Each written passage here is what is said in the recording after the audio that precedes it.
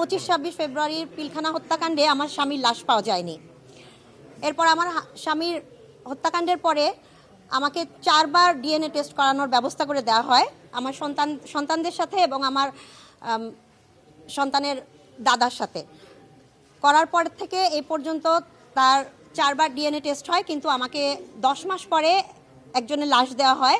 সেই লাশটা 47 বছর বয়সী ছিল এবং 5 ফিট 5 ইঞ্চি হাইটের ছিল।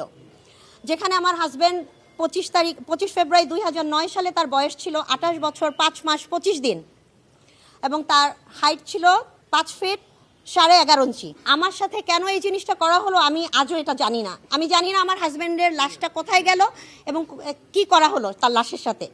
আমাকে একটা মিথ্যা কবর দেওয়া হয়েছে, আর আমি যতবারই এটার জন্য প্রতিক্রিয়া জানিয়েছি আমাকে বলা হয়েছে আমার হাজব্যান্ডকে দেশদ্রোহী করা হবে। আজকে আমি মিডিয়ার সামনে বলতে চাই, অবশ্যই হত্যাকাণ্ডের বিচার হতে হবে এবং আমার হাজব্যান্ডের জন্য সম্মানজনক একটা অবস্থা এনে দিতে হবে।